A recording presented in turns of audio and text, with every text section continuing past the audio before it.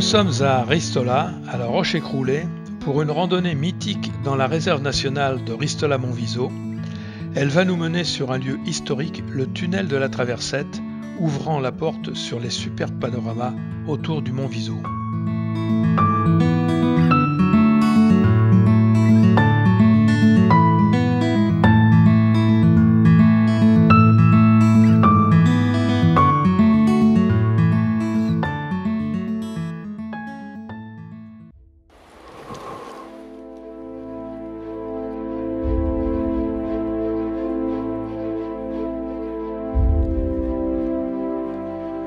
Pendant notre montée, je vous propose un peu d'histoire sur le col de la Traversette et son tunnel. Le col de la Traversette a été de tout temps un point de passage commercial entre le Piémont et la France. Point de passage de contrebandiers également. Il permettait notamment d'éviter de coûteux droits de douane. On y échangeait du sel de l'étang de Berre, des étoffes et des chevaux vers l'Italie, du riz, de la laine, de la soierie et des peaux vers la France.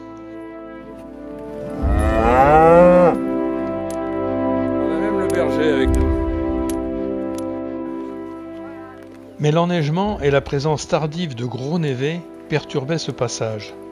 Le marquis de Saluces se rapproche alors de Louis XI en 1465 et ils évoquent la construction d'un tunnel sous le col. Et c'est chose faite entre 1479 et 1480. Ce pertuis, ce tunnel, est creusé à 2882 mètres d'altitude en 2 ans, quelques mètres en dessous du col de la Traversette qui est lui à 2947 mètres. Et il servira de passage à des caravanes de mulets bâtés et des hommes courbés. Suite à l'ouverture du tunnel, le commerce entre le Marquisat et le Dauphiné s'est alors énormément développé car le pertuis du Viso a permis de réduire les temps de trajet. Gain de 3 jours. Entre Grenoble et Saluces, il fallait passer par le col du Mont-Cenis contrôlé par le duché de Savoie, et gain de 3 semaines pour les caravanes chargées de sel entre l'étang de Berre et Turin par rapport au trajet via Montgenèvre. Alors imaginez sur ce sentier où nous sommes l'ampleur des échanges et les cohortes de mulets montant-descendant du Haut-Guil pour arriver au marché d'Avriès. Dès lors, ce tunnel transfrontalier devient stratégique. Charles VIII serait passé par le tunnel pour mener une expédition en Italie. Louis XII serait passé ici pour conquérir le Milanais. Et François Ier en reconnut l'intérêt en faisant débarrasser les éboulements du tunnel et réparer les routes d'accès. Le tunnel sera ensuite à plusieurs reprises ouvert puis refermé jusqu'au milieu du XIXe siècle pour des raisons politiques, militaires, mais aussi en raison d'éboulements. Il fut ainsi réparé à plusieurs reprises, notamment sous le Premier Empire au XIXe siècle. Et suite à des éboulements successifs, le pertuis du Viso disparaît. Il est redécouvert par des alpinistes dans les années 1900, puis restauré en 1907 par le club alpin italien et le Touring Club français. Sa réouverture a été officialisée le 25 août 1907. Ce tunnel a été aussi notoirement une route de contrebande jusque dans les années 50. Cigarettes, whisky, mais pas les petites pépées. En 1997, le parc naturel régional du Queyras et les communes de Ristola et de Crisolo engagent des travaux afin de rendre à nouveau praticable le tunnel aux randonneurs. L'inauguration a lieu le 29 septembre 1997. Il est alors parcouru pendant la période estivale par les randonneurs qui font le tour du mont Viso.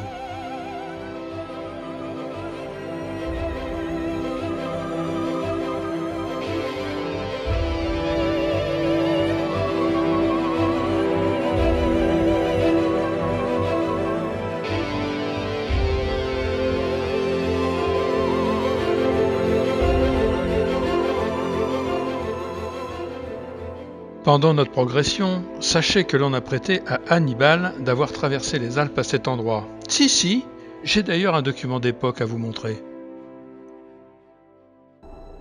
Une seule chose nous séparait désormais du sol romain. 200 km de montagnes, de neige et de glace. Hannibal aborde les contreforts des Alpes au début de l'hiver 218 avant Jésus-Christ. L'armée avance péniblement à travers les montagnes, à une altitude qui peut atteindre près de 2500 mètres. quasiment sans nourriture, sans abri et sans répit. Pour traverser, mes hommes durent marcher sans relâche. Si nous nous arrêtions ne serait-ce que brièvement, c'était la mort assurée. Le froid et la faim nous mordaient les entrailles. Chaque jour, nous perdions plus de 1000 hommes.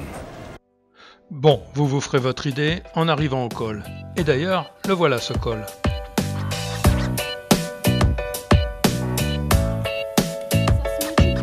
Ouais.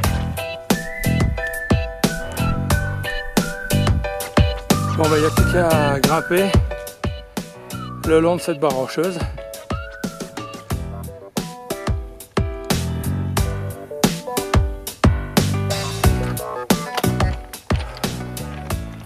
Encore une fois, imaginez les convois de mulets. On aperçoit le débouché du tunnel là où il y a une forte concentration, une forte population.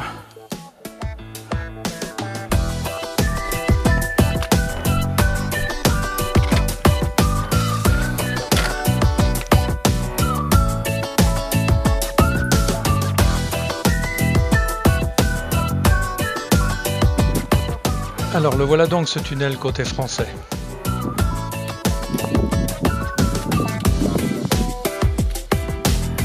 D'abord monter au col, on redescendra derrière sur le versant italien et on repassera par le tunnel pour rentrer. Allez, encore 47.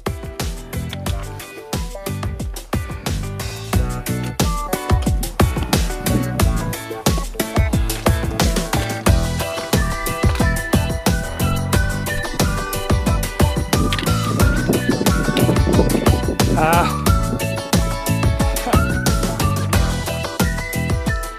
Et du côté italien, comme d'habitude, la Nebbia nous attend.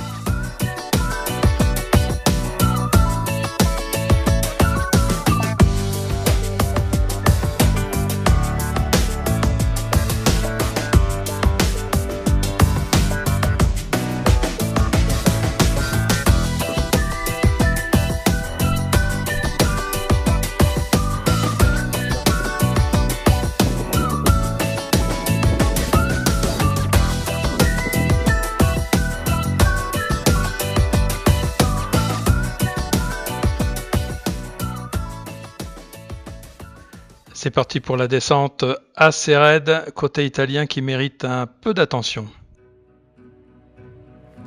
Tiens, regarde Richard, ils mettent même un câble là. Ouais, mais c'était pour les éléphants d'Hannibal.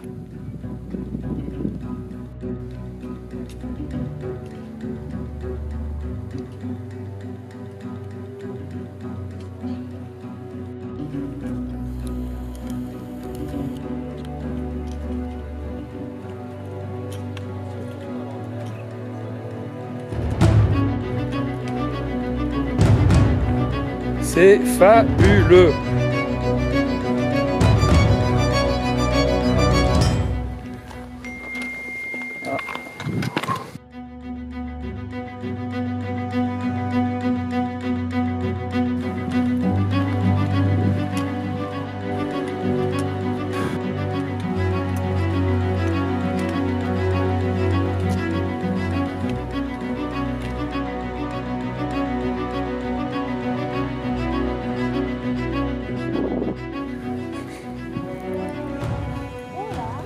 Ah, c'est magnifique.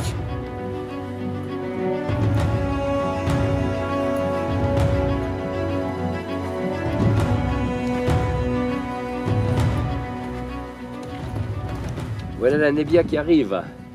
Oh, la cochonne.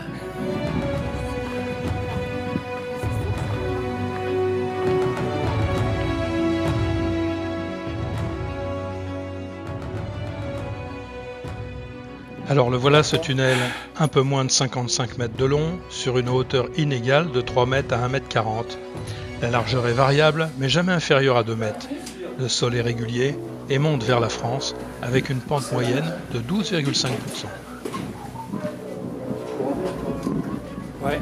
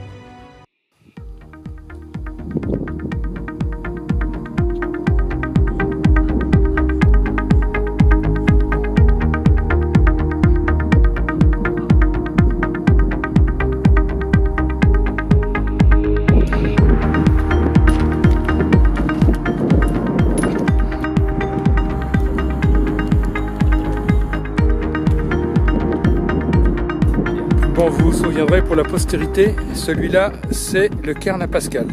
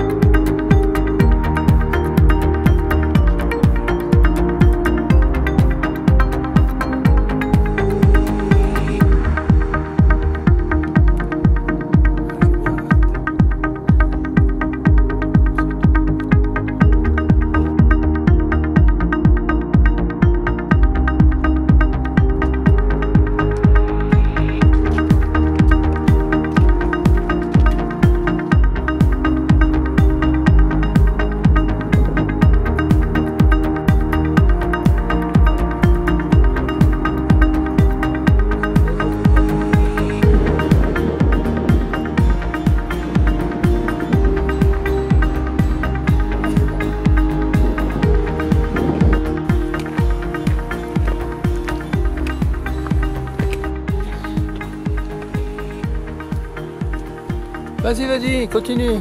Fais comme chez toi.